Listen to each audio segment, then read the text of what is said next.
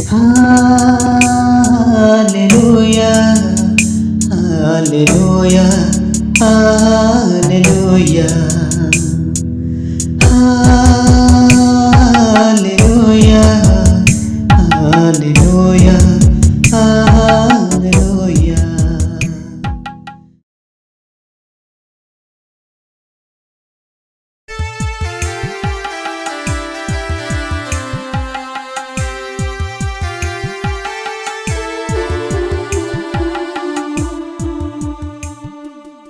The Lord, Hallelujah.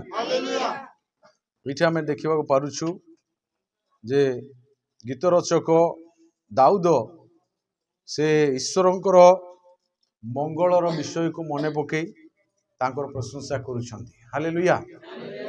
ଏଠି ଲେଖାଯାଏ ମଙ୍ଗଳମୟ ସଦାପ୍ରଭୁଙ୍କର ପ୍ରଶଂସା। କ'ଣ ସେ ମଙ୍ଗଳ କରିଛନ୍ତି ଏଠି ଆମେ ପଢ଼ିଛୁ ଜାଣିଛୁ ଯେ କିପରି ଭାବରେ ପ୍ରଭୁ ତାଙ୍କୁ ମଙ୍ଗଳ କରିଛନ୍ତି। ଆମେ ଦେଖୁଛୁ ଅବିମେଲେକ ସାକ୍ଷାତରେ ଅର୍ଥାତ୍ ଜଣେ ବିଜାତୀୟ ରାଜାଙ୍କର ସାକ୍ଷାତରେ କିପରି ଭାବରେ ଆଉ ପ୍ରଭୁ ତାଙ୍କୁ ଉଦ୍ଧାର କଲେ। ଯେଉଁ ଆଉ ପଲେଷ୍ଟିୟ ରାଜା ତାଙ୍କ ସମ୍ମୁଖରୁ ସେ କିପରି ଉଦ୍ଧାର ପାଇ ଆସିଲେ।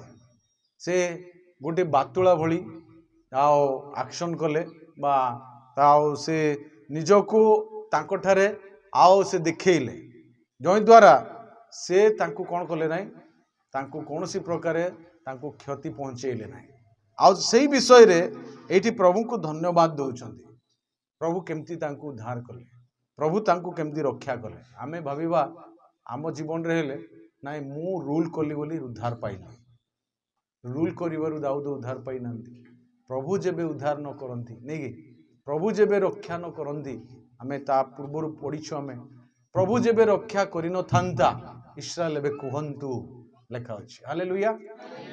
ସଦାପ୍ରଭୁଙ୍କ ଲୋକମାନେ ଏବେ କୁହନ୍ତୁ ସଦାପ୍ରଭୁ ଯେବେ ରକ୍ଷା କରିନଥାନ୍ତେ। ଦାଉଦ ନିଜକୁ ଯଦିବା ସେ ଏକ ଆଉ ନାଟକ ଭାବରେ ସେ ନିଜକୁ ଅନ୍ୟ ସାକ୍ଷାତରେ ସେ ପ୍ରଦର୍ଶନ କଲେ ସତ କଥା, ମାତ୍ର ପ୍ରଭୁ ତାଙ୍କୁ ରକ୍ଷା କରିଛନ୍ତି। ହାଲେଲୁୟା। ଏଠି ଲେଖାଯାଏ ମୁଁ ସର୍ବଦା ସଦାପ୍ରଭୁଙ୍କୁ ଧନ୍ୟବାଦ କରିବି, ମୋ ମୁଖରେ ନିରନ୍ତର ତାହାଙ୍କର ପ୍ରଶଂସା କର। ମୁଁ ସବୁବେଳେ ପ୍ରଭୁଙ୍କର ପ୍ରଶଂସା କରିବି ଆଉ ମୋର ମୁଖରେ ନିରନ୍ତର ମାନେ ସବୁବେଳେ ପ୍ରଭୁଙ୍କର ପ୍ରଶଂସା ହିଁ ରହିବ। ଦାଉଦ ଗୋଟେ ଏମିତିକା ଲୋକ ଯେ ପ୍ରଭୁଙ୍କର ପ୍ରଶଂସା ସଦାବେଳେ ସେ କରୁଥିଲେ। ଦିନ ମଧ୍ୟରେ 7 ଥର ପ୍ରଶଂସା କରିବାର ବିଷୟ ଲେଖା ହେଇଛି ନାଇଁ।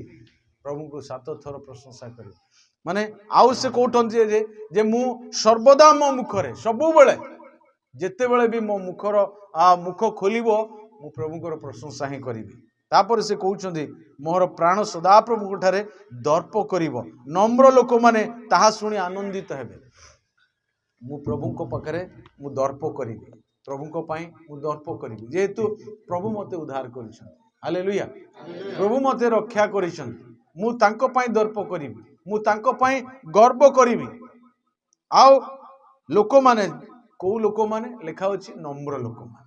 ମୋର କଥା ଯେତେବେଳେ ମୋର ଦର୍ପର ବିଷୟ ମୁଁ ଯେତେବେଳେ ମୋର ଧନ ଅଛି ବୋଲି ଦର୍ପ କରିବି, ଲୋକମାନେ ଖୁସି ହେବେ କି ନାଇଁ? ନେଇକି ଦେଖେଇ ହେଉଛି ଆଉ ନେଇକି ତାର ଅଛି ବୋଲି ଲୋକମାନେ କହିବେ ହଁ ତାର ଅଛି ତ ସେ କରୁଛି, ଆଉ ଅନ୍ୟ ପ୍ରଶଂସା କରିବେନି, ଅନ୍ୟ ଲୋକମାନେ ପ୍ରଶଂସା କରିବେ।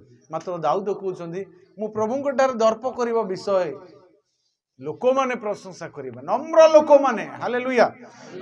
ସେମାନେ ମଧ୍ୟ ଆନନ୍ଦିତ ହେବେ, ଖୁସି ହେବେ, ପ୍ରଭୁଙ୍କୁ ଧନ୍ୟବାଦ ଦେବେ। ଏବେ ବେଳେ ବେଳେ ଜଣେ ଲୋକ ଦର୍ପ କଥା କହିଲା ବେଳେ ଆମେ ହଁ କରିଦଉଛୁ ସତ କଥା ତାଙ୍କ ସାମ୍ନାରେ, ମୋର ଗର୍ବର ବିଷୟ ଏଇଟା ଅଛି ସେଇଟା ଅଛି, ଏମିତି କରୁଛି ସେମିତି, ପ୍ରଭୁ ମୋତେ ଦୟା କରୁଛନ୍ତି, ଏମିତି ହେଇଛି। ମନେ ମନେ ଆମେ ରାଗି ଯାଉଥିବ ନାଇଁ। ଇଏ କହୁଛି ଗୋଟେ, ଭିତରେ ଆର ଭିନ୍ନ ଅଛି।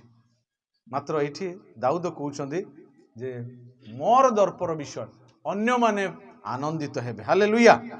ଆହେ ମୋ ସଙ୍ଗେ ସଦାପ୍ରଭୁଙ୍କର ମାହାତ୍ମ୍ୟ ପ୍ରକାଶ କର, ଆସ ଆମମାନେ ଏକ ସଙ୍ଗେ ତାହାଙ୍କର ନାମର ପ୍ରତିଷ୍ଠା କରୁ। ହାଲେଲୁୟା। ଦାଉଦ କହୁଛନ୍ତି ମୋ ସଙ୍ଗରେ ଆସ, ମୋ ସଙ୍ଗେ ସଦାପ୍ରଭୁଙ୍କର ମାହାତ୍ମ୍ୟ ଅର୍ଥାତ୍ ସେ ଯୋଉ ମହାନ କାର୍ଯ୍ୟ କରିଛନ୍ତି ତାକୁ କ'ଣ କର ଲେଖୁଛନ୍ତି ତୁମେ ତାକୁ ପ୍ରକାଶ କର। ହାଲେଲୁୟା। ତାଙ୍କ ସଙ୍ଗରେ କିଏ ଥିଲେ କି? ତୋର କଥା ଆମେ ଦେଖିନୁ, ତୋର ସଙ୍ଗେ ଆମେ କେମିତି ପ୍ରଶଂସା କରିବୁ ନାଇଁ?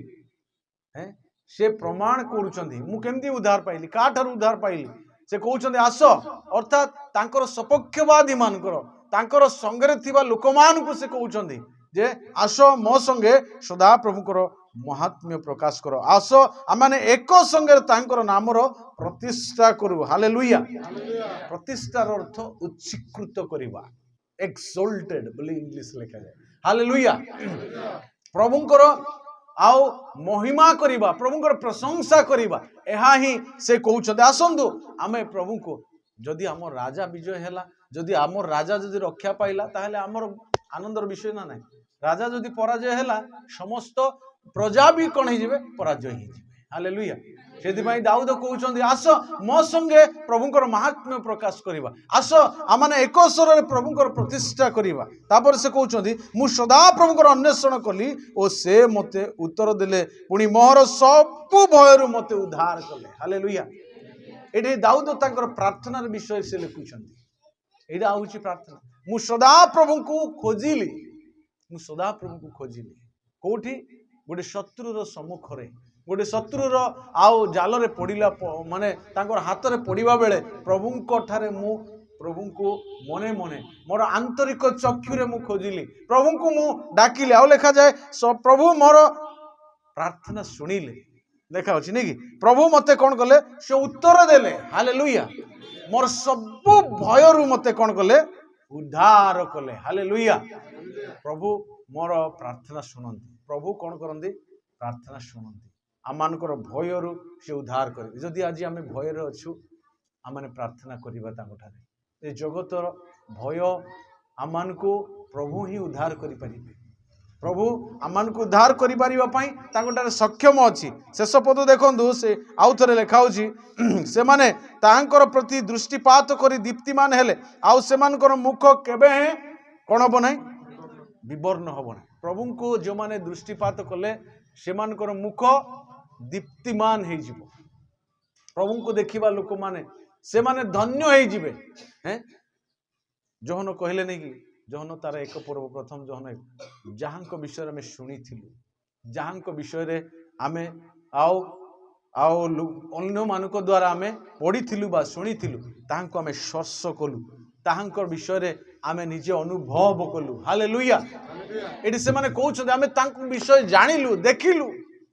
ବାସ୍ତବରେ ଯେଉଁମାନେ ତାଙ୍କୁ ଦେଖିବେ ସେମାନେ ଧନ୍ୟ ହେଇଯିବେ। ଧନ୍ୟ। ସିମିୟନ କହିଲେନି କି ଧନ୍ୟ ଏ ଚକ୍ଷୁ ତୁମର ପରିତ୍ରାଣ ଦେଖିଅଛି। ହାଲେଲୁୟା। ଯେଉଁମାନେ ତାଙ୍କୁ ଦେଖିବେ ସେମାନେ ଆନନ୍ଦିତ ହେବେ, ଆନନ୍ଦିତ ହେବେ। ପ୍ରଭୁଙ୍କୁ ଦେଖିବା ଲୋକମାନେ ଆନନ୍ଦିତ ହେବେ, ଯେହେତୁ ତାଙ୍କର ମୁଖ ଏକ ଦୀପ୍ତି ଆଉ ରିଫ୍ଲେକ୍ସମେଣ୍ଟ ହବ। ଯେମିତିକି ଆଉ ବୈଜ୍ଞାନିକ ମାନଙ୍କର କଥା ଏଠି କହୁଛି, କ୍ଷମା କରିବେ, ଯେ ସୂର୍ଯ୍ୟର ଆଲୋକରେ ଚନ୍ଦ୍ର ଆଲୋକିତ ହୁଏ, ମାତ୍ର ତାହା ନୁହେଁ ବାଇବଲ ଅନୁସାରେ। ନାଇଁ, ବଡ଼ ଜ୍ୟୋତି ଏକ ସାନ ଜ୍ୟୋତି ସେ ନିର୍ମାଣ କରିଛନ୍ତି। ହାଲେଲୁୟା। ପ୍ରେଜ୍ ଦ ଲର୍ଡ। ପ୍ରଭୁଙ୍କର ଆଲୋକରେ ଆମେ ମାନେ କ'ଣ ହଉଛୁ? ଆଲୋକିତ ହଉଛୁ। ସେ ହଉଛନ୍ତି ବାସ୍ତବ ସତ୍ୟ ଜ୍ୟୋତି, ଜୀବନର ଜ୍ୟୋତି, ଅନ୍ତରସ୍ଥ ଜ୍ୟୋତି, ଆଉ ସେ ହିଁ ଜଗତର ଜ୍ୟୋତି। ହାଲେଲୁୟା। ସେ ପ୍ରଭୁ କହିଲେ ଏଠି ତାଙ୍କ ଦ୍ୱାରା ଯେଉଁମାନେ ତାଙ୍କୁ ଚାହିଁବେ ସେମାନେ କେବେ ବି ବିବର୍ଣ୍ଣ ହେବେ ନାହିଁ। ତାଙ୍କୁ ତାଙ୍କର ମୁଖ ଚାହିଁଲେ ସେମାନଙ୍କର ମୁଖ କେବେ ବିବର୍ଣ୍ଣ ହବ। ହେ ଏହି ଦୁଃଖୀ ଲୋକ କାକୁତି କଲା, ପୁଣି ସଦାପ୍ରଭୁ ତାହାର କଥା ଶୁଣିଲେ ଓ ତାହାର ସକଳ ସଙ୍କଟରୁ ତାହାକୁ କ'ଣ କଲେ? ଉଦ୍ଧାର କଲେ। ହାଲେଲୁୟା। ପ୍ରଭୁଙ୍କର ନାମର ଧନ୍ୟ ହଉ। ଦୁଃଖୀ ହଉ କି ଯେକୌଣସି ଲୋକ ହୁଅନ୍ତୁ ନା କାହିଁକି, ଯେକୌଣସି ମୁହୂର୍ତ୍ତରେ ହଉନା କାହିଁକି, ଖାଲି ଯେ ସଙ୍କଟ ସମୟରେ ଆମେ ଡାକିବା ଯେ ଶୁଣିବେ ସେ କଥା ନୁହଁ। ସର୍ବ ଅବସ୍ଥାରେ, ସର୍ବ ପରିସ୍ଥିତିରେ, ସବୁ ବିଷୟ ନେଇ ପ୍ରଭୁ ଆମମାନଙ୍କର ପ୍ରାର୍ଥନା ଶୁଣିବାର ପ୍ରଭୁ ସେ ଅଟନ୍ତି। ହାଲେଲୁୟା। ଏଠି ଦେଖୁଛୁ ସେ ଦୁଃଖୀ ଲୋକ ତାଙ୍କ ଠାରେ ପ୍ରାର୍ଥନା କଲେ। ଲୁକ 18 ପର୍ବକୁ ଯିବେ, ସେଠି ଜଣେ ବିଧବା ନାରୀର ବିଷୟରେ ସେ ଲେଖା ହେଇଛି ନାଇଁ? ସେ କିପରି ଜଣେ ରାଜାଙ୍କ ନିକଟକୁ ଗଲା, ବାରମ୍ବାର ତାଙ୍କର ଦୁଃଖର ବିଷୟ ଜଣେଇବାକୁ ଗଲା।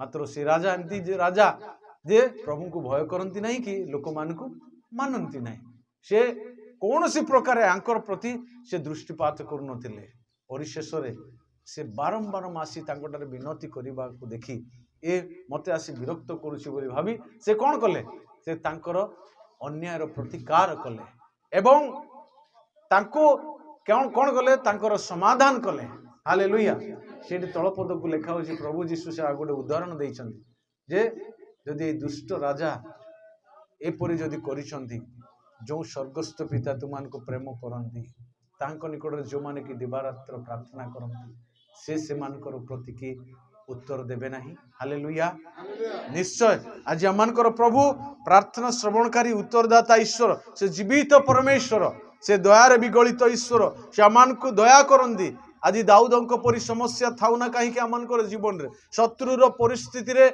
आमे घिरा होइकी रहिछु आज तांको सामना रे अछु भी प्रभु आमान को रक्षा करिवा पाई से सक्षम अटंती हालेलुया शत्रुर कबल उद्धार करिवा पाई तांकर सामर्थ्य अछि हैं प्रभु आमान को प्रति से निश्चय तांकर योजना रखिछन्ति से आमान को उद्धार करिवे से आमान को मुक्त करिवे तांकर गौरव निमंते व्यवहार करिवे जेंति कि इस्राएल लोक को उद्धार कले शत्रुर समस्या भारग्रस्त सेमान को उद्धार कले सेमान को तांकर सेवा करिबा पाई एक अपूर्व सुजोग देले आज आमान को मध्य प्रभु उद्धार करिछन्ति हाँ आम शत्रु सरी जाइनि आम जीवन रो शेष मुहूर्त पर्यंत आमान को ठारे शत्रु सिंह प्राय गर्जन करी छकी बसछि से केते बेले आमान को ग्रास करिवो बोली मात्र सर्वदा प्रभु विजय अटंती हालेलुया आमे जगत को जय करि अछु साहस धर हालेलुया प्रभु आमान को अनुग्रह करंतु आसंतु आमे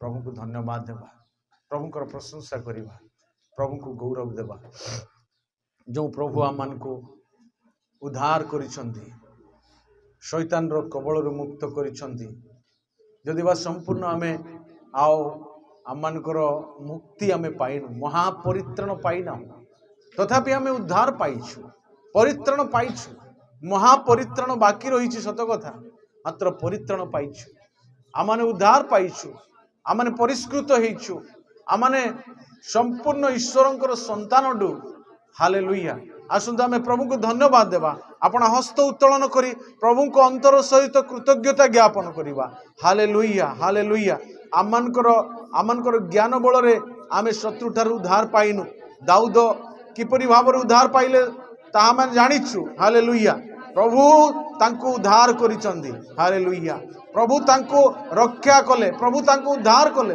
प्रभु को ठारे से प्रार्थना कले हालेलुया प्रभु तांकर सब संकट उद्धार कले सब परिस्थिति रक्षा करिचंदी आज आमान को मध्य आमानकर परिस्थिति रक्षा करिचंदी उद्धार करिचंदी आमान को मास देखिबा पाई ए नूतन सप्ताह रे पदार्पण करिबा पाई ए शेष वर्षर शेष मास रे पदार्पण करिबा पाई प्रभु आमान को देइचंदी हालेलुया धन्यवाद देबा प्रशंसा करिबा प्रभुंकर महापरित्राण को मने पकेइबा तांकर उद्धार कार्य को मने पकेइबा तांकर प्रेम को मने पकेइबा तांकर क्षमा को मने पकेइबा तांकर सहानुभूतिता तांकर सुरक्षा को मने पकेइबा तांकर प्रार्थना आज आमान को रक्षा करि परिछि हालेलुया प्रेज द लॉर्ड धन्यवाद दउछु प्रभु तुमे ही आमान को रक्षक तुमे ही आमान को प्रतिपालक आमे धन्यवाद दउछु तुमर स्तुति प्रशंसा करूछु बाबा तुमर गौरव करूछु हालेलुया हालेलुया राजा मान को राजा प्रभु मान को प्रभु आमे तुमर